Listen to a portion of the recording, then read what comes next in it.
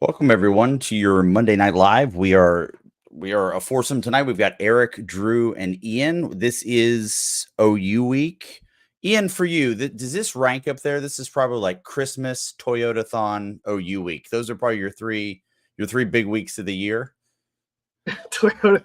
I kind of want to get a new Sienna. Oh, dude, those are dope. Yeah, I hear you. That may if I do that in the next year or two, that may rank higher than a OU week. But that's fair. Yeah, I love this one. Although I generally feel pressure. I usually want to get it exactly right. In what way? Like everything about it? The score? Yeah. Well, I don't really care about scores, but like the dynamics and the matchups and the outcome. So yeah, roaster. I have 4 kids to get around, so the minivan was where it's at. The town and country I have right now doesn't do very well in this Texas. Yeah, well, that's we're not sponsored by any Mopar products. I didn't even know what a Sienna was, so I think Roaster's hiding something from us. Oh yeah, I don't know, man. Those things are sleepers. It's pretty if sweet. You knew you'd want one. Ordered out. What was that, Drew? If he knew, he'd want one. See, telling yeah. Drew, does this, in all sincerity, like when you guys were prepping the season, how was this week bookmarked? I mean, how far in advance, I guess, are you thinking of this as a freshman? Just going in. Let's start there before you know any better. Well, as a freshman, you're just trying to get through camp, right? It's true. You just want to be on special teams by the time the game comes around. No, honestly, I think at the end of the day, this game was always one where we didn't really have big matchups every year prior, at least not in conference. So everyone knew you wanted to have everything buttoned up by the time you got to the Red River. And that was the best part about it. I think mid-season, getting a good mid-season legitimate challenge every year was key. And so regardless of how you looked prior to that game, this was kind of the game that was going to be your test that would help see where you stand for the rest of the season. So that's where this game has landed. And one thing I will say is we do have A&M back this year. And that rivalry was special to us in a different way, but in a separate situation. It's at the end of the season. So however you look at the end of the season, injuries and everything else, there's no excuses. It's a great test at the end of the season. But yeah, this one, there's nothing like this one in the middle. Hey, Drew, how much Oklahoma prep did y'all sneak in the weeks before you actually played the Sooners? At least 2 weeks before you start working on things. Or there's things that were just installed in camp and they would just roll it back. Sark does it the same. You know you're working on OU when you're working on OU. Right. You're reinstalling some things or brushing up some things or looking at taking a view of just different looks you'll get over the next few weeks. But you really don't know how it's going to be rolled out into the actual week of the game. And so it's like, oh, that's why we've been doing it. So it happens all the time. It's just not just OU. You'll start working on things for other teams too, and you won't see it in the game plan, but it just it layers into what's already being built on. This week is the week that kind of just keeps on giving. And if you are, us at Inside Texas, we're going to be giving some love too. We're doing a flash sale for this week. It is 50% off the annual price. Use the promo code HOOK'em and join us there. There's a lot of good stuff going on right there. In fact, we have some questions right now from the board I'd like to go to. I'll throw this one to you, Eric. We'll start with you at least. And this is coming from our very good friend. We know him really well by his Christian name, MBW629, is asking, if you had to pick one position group to trade with OU, what group would that be? Oh, man.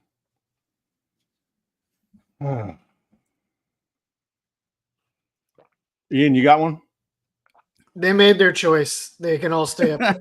Yeah, I don't really see it. I don't see it. Honestly, that's why, Texas, on paper, Texas is a 14.5-point favorite. They should be. They've got advantages all over the place. Now OU's defense is quite good, and they do have some good interior defensive linemen, some good edges. But Texas has the same too. I mean, it's maybe they have some better depth at D tackle. That's even debatable.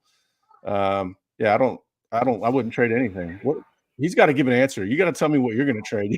If you're going to say I couldn't think of anything either, don't ask the question, MB. What the hell? It's a tough one. It is admittedly a tough one. Well, all right, let's go with our next question, and this one comes from a person with a much easier screen name, and that is, give me the Croots. Give me the Croots. Okay, here's your question. Give me the Croots. And again, I think this is interesting given the opportunities that special teams has had. But do we have any concerns with our seemingly less explosive special team units this year? Start with you, Drew. Throw you on the spot. I know, throw me on the spot. Less exclusive special teams unit. I mean, explosive.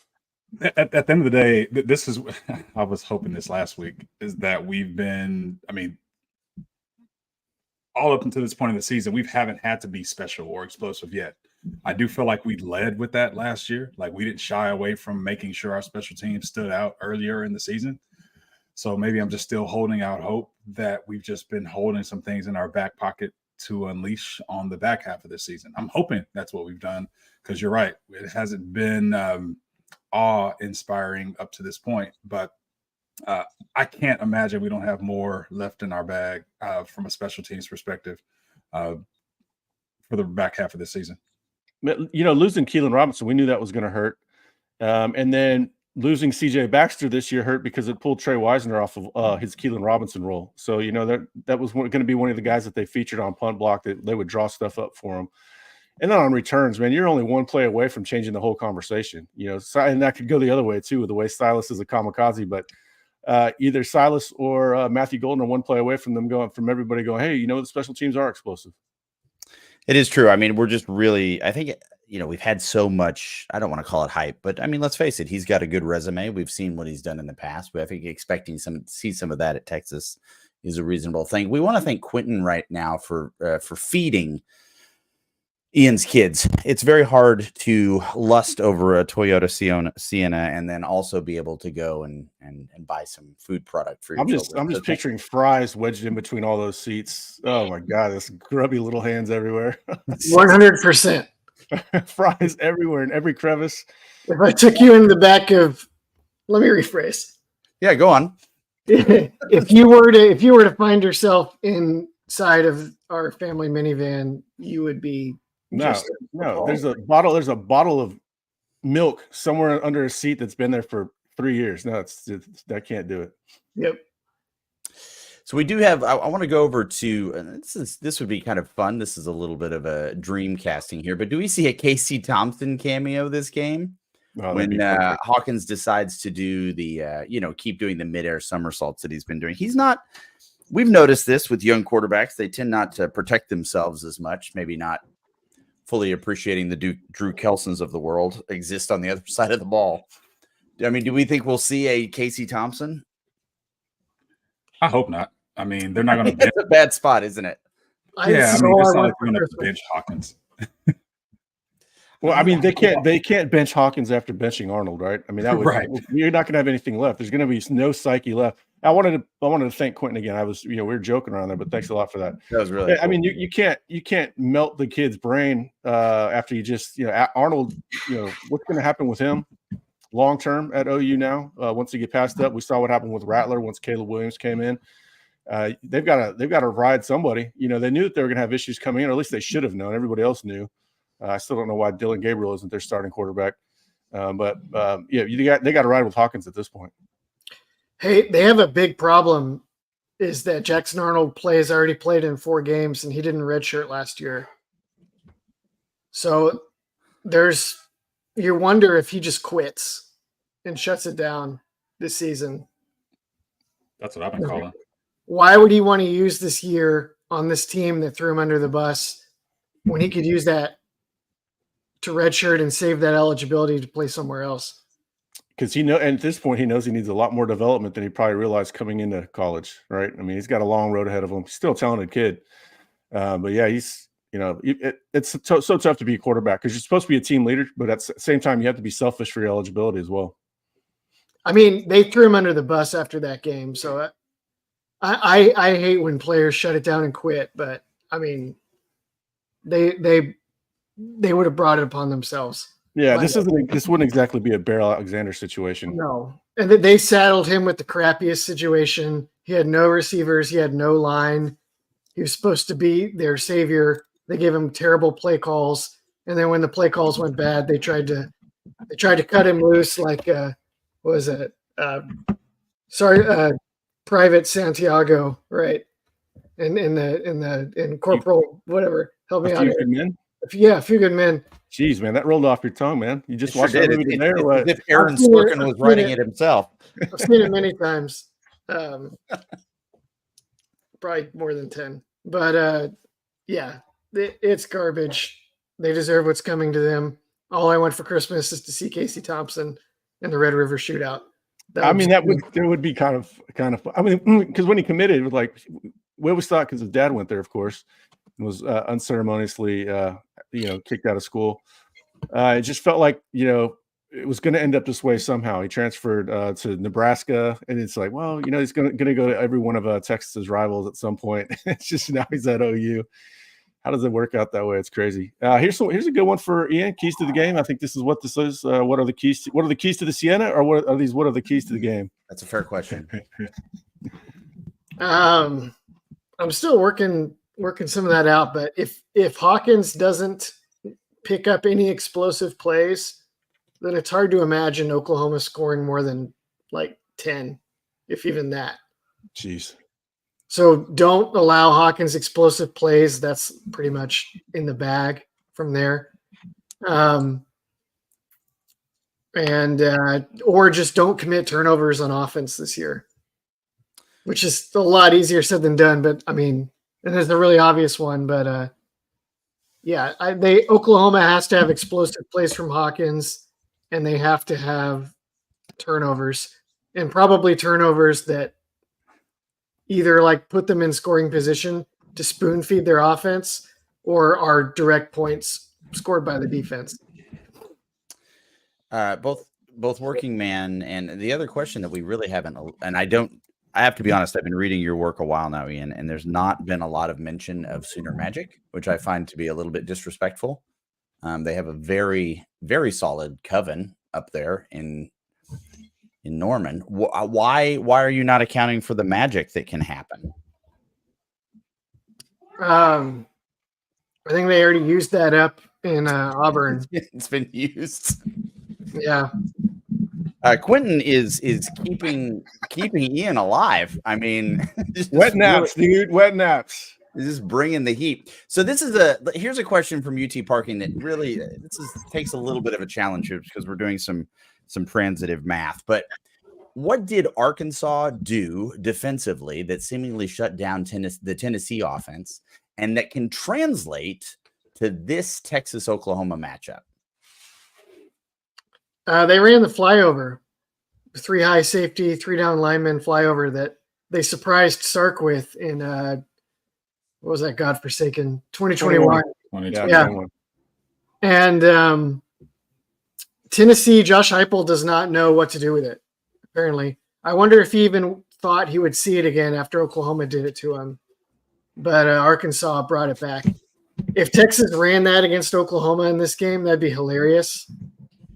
I would deeply enjoy it, but I don't anticipate it, unless you count the 3rd down package, which is basically that. But on like 1st and 10, I don't know. That'd be great. Maybe they should. Well, again, I want to thank the small child that has Quentin's phone and is just spamming us with super chats right now. This is really great. Do not give the phone to your parents. Just keep pushing that button. You're doing a great job. We really appreciate you having on board there, buddy. What are we looking forward? So let's transition over here to a little bit about Sark's presser. I mean, again, my takeaway from this, I'd be curious to see what you think about this, Drew, is Sark. There is an ebullience, a levity to Sark this year. There's a lightness that I haven't seen in a Texas coach in a while. He really believes in this team, and it seems like his attitude toward that and just really appreciating college football has been kind of a prevalent through line in these. But just what is your read on kind of what's the vibe check, Drew? So Sark is in rhythm. Sark has a formula he knows works. He has a team who's bought in, who knows how to prepare and show up. He knows how to address the guys who do not prepare the right way. He knows how to put a fire in front of them early in the week so that they are prepared. So when you aren't sure of who you are, when you don't have a game plan, when you don't have confidence, when you don't have a method to your madness, yeah, you're on edge, or you feel like you have to be pretentious about the edge you bring to your public speaking engagements. Sark doesn't do that. Sark, it's kind of crazy because he has been one of the most open, honest, kind of forthright coaches we've had. He doesn't do much coach speak. He even said in an interview last week, it's like, I don't have any special names for my special teams units because I use all my creativity for plays. Like, he's cashed out football coach. He's all in, obsessed with being the coach. He has a process in place. So you don't see it because you're not used to seeing it from coaches in general. But Sark just knows who he is, and he can show up and be fully present in that press conference because he's not freaking out about what he has or hasn't done, because he has a formula now that he feels strong about. One of the things that he mentioned, Eric, specifically, was just how good he felt coming out of this bye week. What is the sense that you're getting from obviously your sources and just what's going on around the team? Well, I think that confidence comes from how prepared he is personally, and that he can, forward that, transition that onto his team. I think that he's been more prepared than the team in their 2 losses last year. Going back, I think the team lost a little bit of focus in both those big games, and I think he's got the game plan going into him. He is obsessed. That's not just a moniker. He works that hard, and I think that creates the preparation that leads to his confidence and his honesty and his comfortability. You said there's a lightness to him. He's actually down 30 pounds, so he must be getting some work done on the treadmill. Attaboy. But what I really like about him is he is not rigid. He will change things up if he feels like they're not working, or he'll last week he was not afraid to focus on OU. It wasn't that whole, we're not going to look ahead, we're just going to focus on us this week for the bye week and fix our mistakes, internal mistakes. He's like, no, we'll focus on OU. We're lucky to be able to play in this game, which he says every year. But he's not rigid to his process. Like today, for an example, normally they do their Bloody Tuesday on Tuesdays. Obviously, that's their most physical practice of the week. They moved that today to Monday in order for the team to be just a little bit more fresh going into the week. Little things like that. I think, he's comfortable moving on the fly. A lot of coaches, especially the previous one, man, if he did it one way that day, he's going to do it the next day the same exact way. And Sark is like that to some degree. He does like consistency. Everybody does. But he's comfortable. He's confident. And like I said, man, he's the best coach when matched for their job that you can find in the country. I mean, somebody could mention Kirby Smart, I guess, but Sark would win there too. I'm not sure Kirby Smart would work quite as well at Texas as he has at Georgia. Well, one person in particular that works for you, specifically in your fiduciary needs, is our friend David. It's here. There he is. Look at that. It's David. We're going to give David. David pushed the wrong button again. I'm just going to say, guys, you probably need a fiduciary financial advisor. And I've got the guy for you. His name is David McClellan with Forum Financial. He works broadly and deeply with his clients as a financial life coach. And he should know something about coaching because he won several national championships as a swimmer for the University of Texas. He specializes in financial planning and has contributed numerous articles to Kiplinger on the topic of retirement tax bombs. So contact David today to be your fiduciary financial planner and schedule a 1-hour consultation to assess your financial situations. The free consultation is available, so just give him a call. The number is 312-933-8823. That's 312-933-8823. His email is also in the description below. One of the things, again, going back to this press conference, is the continuity of the offensive line. Obviously, this is something that Sark is feeling really good about, and this is a major problem for OU. I mean, there's a lot of transfers coming in. They obviously have a very, very good offensive line coach, but I think the misconception going into OU's season was, look, we've got experienced players. They're from disparate areas, but we're gonna kind of take this Dr. Moreau-esque line and kind of form something functional. And that just hasn't happened yet, Ian. So I'm wondering, I mean, is it possible? Do you see any major changes coming from them and this time off that they've had? Well, their O line will probably be better than we've seen to date.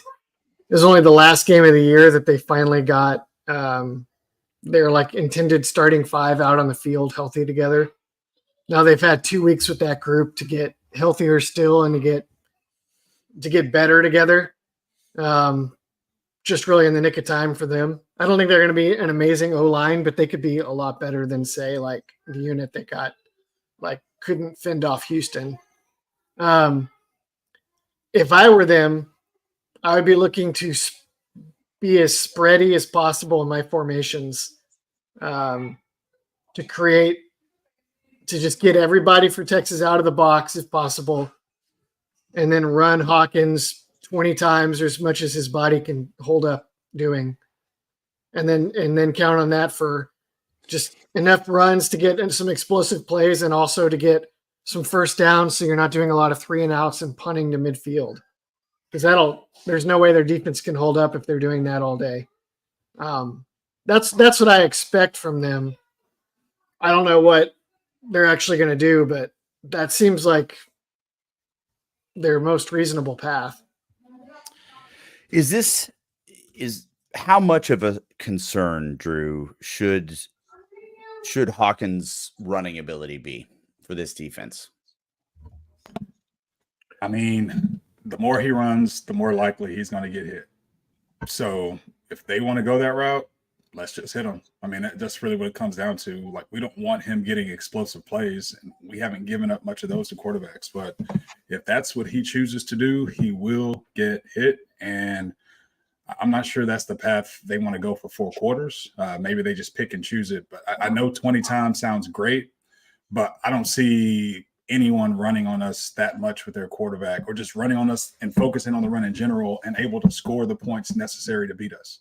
So we'll see if that's the approach they want to take. I don't see them wanting to possess the ball for 40 minutes and milk the clock. I don't know that that's the route they want to take either.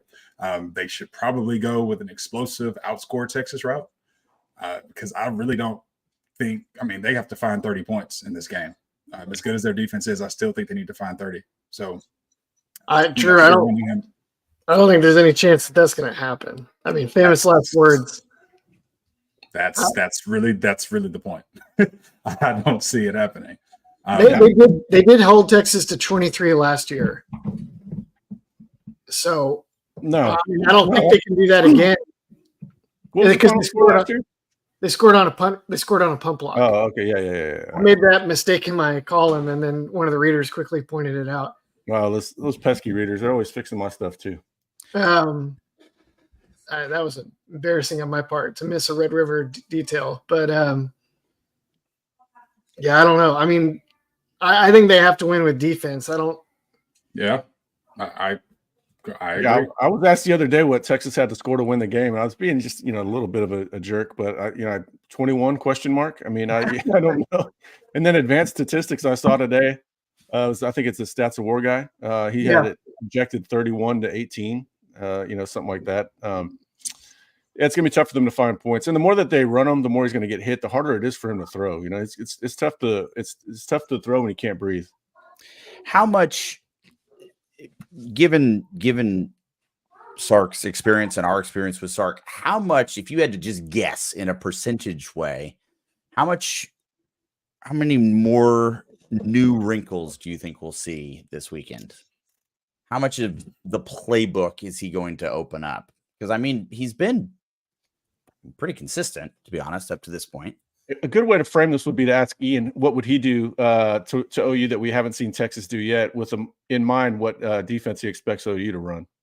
I mean, I guess I could say it that way. So why don't you just do what Eric said? I think that's a better way of doing it. They've not run their Ezekiel's wheel RPO very much this season.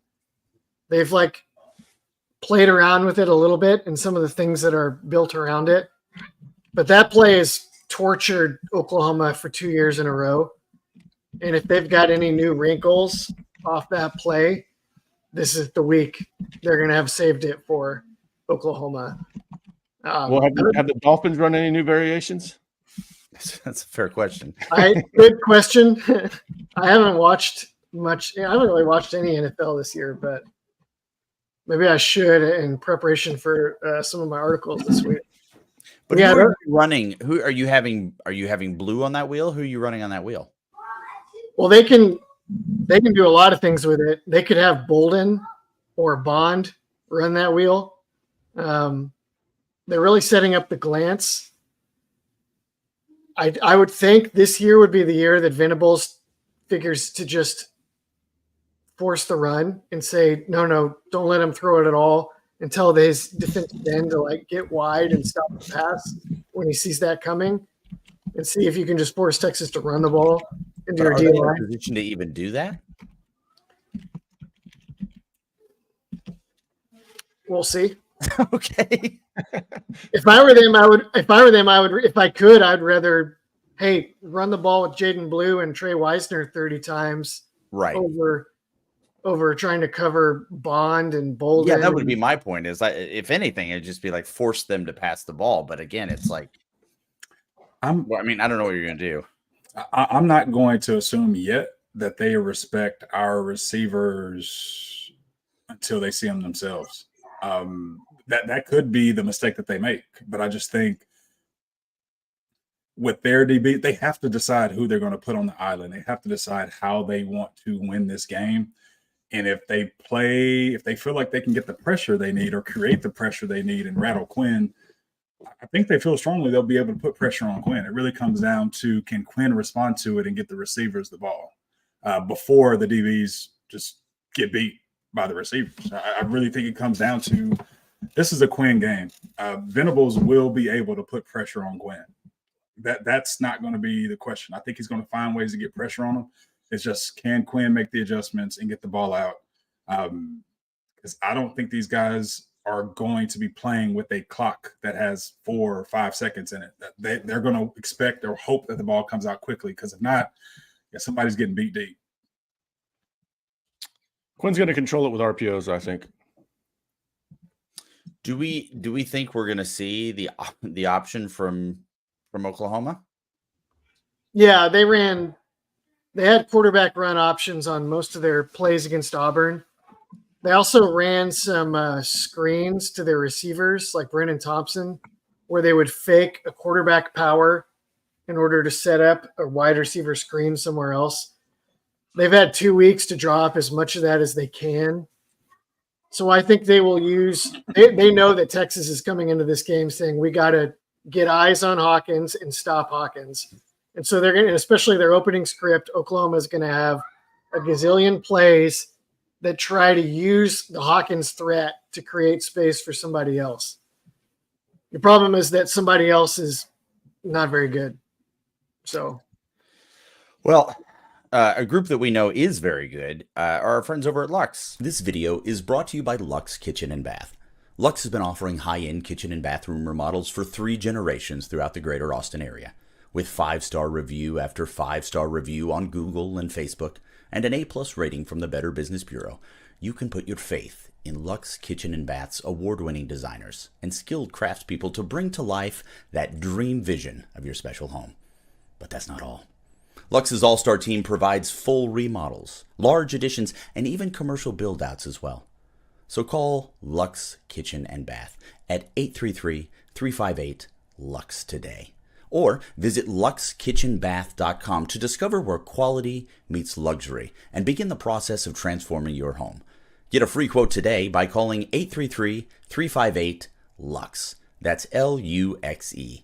Or by visiting luxekitchenbath.com. Link in the description. This is a big week going into, obviously, the middle section of the season. We've got obviously the first 5 games under our belt here, and now we've kind of got a little bit of a gauntlet that we might not have initially thought would be a gauntlet with Oklahoma, Georgia, and then off to Vandy. And with all of that, we again, I just want to invite you to join us on the site. It's a really amazing community, really great people. We're running a promo code right now join us, please. It's 50% off the annual price. Just use the promo code Hookem. Like I said before, it is a really shockingly tight-knit community when you consider that this is obviously over the internet. And this is something that you've been involved with a long time, Eric. And I think sometimes we have some things that aren't quite as positive, but we get the opportunity to celebrate one of our members today. And it's, in unfortunately a sad way, but somebody that was a really great contributor to the board. Yeah, it seems like we have bad luck around OU. We lost the Hornthology years ago, and we lost Boogeyman last year. Dan Sharp, Bay Area Horn, passed away on September 15th, but we're just now learning about it in recent days from one of our other members who's very close with Dan. One of the problems with having a giant community is that, you have the same things that befall every community of, pretty much any size. We have a lot of good times, but there's some negatives, of course. But he added a lot to the community. It was fun to learn his last name was Sharp because I always thought that he was very smart. He went to UT Law School. He went to UT. He was an engineer first, then law school. And then he started up a winery with his wife out in the Davis Mountains. Only 50 years old. We wish you the best, Dan. Thanks for being such a big part of our community. When we're talking about, again, we were alluding to that Oklahoma defense. I mean, as far as the Texas side of that, who do we see? Do we see anybody spying specifically on Hawkins? Start with you, Drew. I mean, down and distance are going to dictate that. But I mean, that will be an assignment that I think the obvious people will have. I mean, our linebackers may have. Benda may have it. He's explosive enough to take that on. I mean, so it could be any range of players. At the end of the day, that's where I think it's going to be amongst our LBs. I just don't think we need a specific person for Hawkins. I mean, remember, he's still a young quarterback. His eyes are going to be wide. Unless they come into the game intentional about him running, like we are going to run him to win, he's going to be seeing way too much for us to have to really specialize and have a certain specific guy to spy on him. I really think it just comes down to us playing our defense, playing contain, getting pressure, but also making sure we have guys who have their eyes on him and can get back to him. But I don't think there'll be any specific player required for this. I mean, we got to talk about this being his first Texas OU game. On top of it, he's facing one of the better defenses, one of the best defenses in the country. His head is going to be swimming. He might be running, but he might be running for his life. It's not going to be all just drawn up. And I think everybody sees his athletic upside and thinks that the worst is going to happen. His head's going to be swimming. He's not going to know what the defensive backs are doing. The magnitude of the game might get to him. Drew was just talking about earlier. If we were happy just to make special teams as a true freshman, this guy's going to start. That's a tall order. Yeah, it is one of the challenges that's being presented in this. And again, this week we've got all of our lives in the morning on Thursdays. We've obviously got the deep dive with with Ian and our friend Paul coming up later. So there's going to be lots and lots of coverage for you. And as we're just kind of coming up on the end here of this, I wanted to just really, really quickly, Ian, just because there's very, very little time for you to be I know I'm setting this up. That's not what's happening. This is actually a legitimate question. What does OU have to do to win this game? They need, like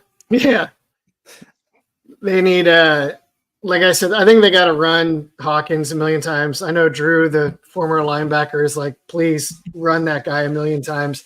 I don't see how else they have a chance to consistently manufacture offense other than at least the threat of him running consistently. That's what Texas used to do with Sam Ehlinger. I know Ehlinger is a different kind of guy than Hawkins, but Gerard Hurd won a game as a redshirt freshman in the Red River Shootout by running the ball 20 times. That's what it has to be in this game. You either can man up to that or not. Like I said, I think they need to win the turnover margin by a good margin, and ideally either score on defense or set up.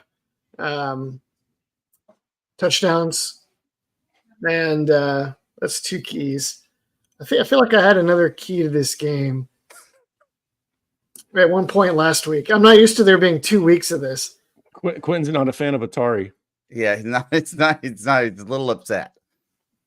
But you know what? Here's the thing, Quentin. Quentin is trying to fix the problem, and that's what I really appreciate about him. He does have a complaint, a very reasonable one. Yeah, and he's trying to solve that problem. So Right. again, thank you, Quentin. Do not give that phone back to your parents. You're doing a great job, buddy. All right. Anything you'd like to add to that, Drew or Eric? No. Paul, they should go read Paul's article. Is that the free one? Paul had a free one and a one behind the paywall. You should read the paywall one, actually. Paul had a very good one about matching intensity and physicality. And I'm not sure that OU's physical enough up front for this game. I think the biggest advantage is probably UT's defense against their offense. And I think that's both from a physicality standpoint, experience standpoint, and talent standpoint. Normally the more physical team wins, or the team that plays with more urgency. I think that's going to be work in Texas's favor this week. We do have a question from John A, and I'm going to throw this over to you, Drew, just because Ian and I didn't play Division I football. But how much change can actually happen in a bye week? I mean, what kind of improvement is reasonable in that amount of time? I mean, from a physical execution improvement type situation, that does not exist. I mean, physically executing or physically becoming capable of something you weren't 2 weeks ago does not happen. That does not mean they can't do maybe what Bama did early on against Georgia and have just a good package of plays, find some explosives, just find some points in ways that we didn't anticipate and just put some pressure on us. Who knows how possible that is, just depending on what they cook up. But as far as their team, I mean, you have to believe who people are. Players work hard every week, all over the country. OU players have worked hard every week, and they've still had the same output, consistent output week over week. Look at the teams they've played and how they've shown up. That doesn't change just because you're playing Texas. I even think last year, OU was not a bad team. Were we a better team? Yes, but they were not a bad team last year. And just that mere intensity that they started with gave them an edge, gave them confidence, and we were in a battle. This is not that game that we had last year. I do think they're going to come with intensity, but I don't think we're going to see just a better team than we've seen, unless Michael Hawkins has something up his sleeve himself that we have not seen, and he can execute in the passing game and see things and read things the way that we haven't seen. But we've seen enough of him in the last couple of weeks to know, the biggest thing he can probably do is protect the ball and run the ball better than Jackson Arnold. But that being enough to make this a challenge, I just don't see it. Well, there could be chicken heads. There could be Eye of Newt. You don't know what goes into the magic. There's lots of stuff. We want to thank everybody. What was that, Drew? It could be ground rhinoceros tusk. So, again, I don't know the ingredients. I'm just assuming I don't possess Sooner magic. I'm just assuming these are the things that go into it. Speed. Melted copper wire. Melted copper wire. Truck stop amphetamines. Yeah. The bottom line is Texas is better than last year, and OU is not better than last year. And so, Texas just has to come out and play its game. There was a game that Texas played Oklahoma in the last decade where some people on the Texas side thought maybe Oklahoma's guys had imbibed some kind of stimulant before the game because of how jacked up they were. I mean, yeah, okay. I kind of thought that was the default position. Yeah, I was gonna say, how are you not jacked up? Like, what? No, I mean, like they. Oh, okay. No, we know what you mean, Ian. That we're making the joke the other way. You know what, guys? Everybody, you're doing a great job.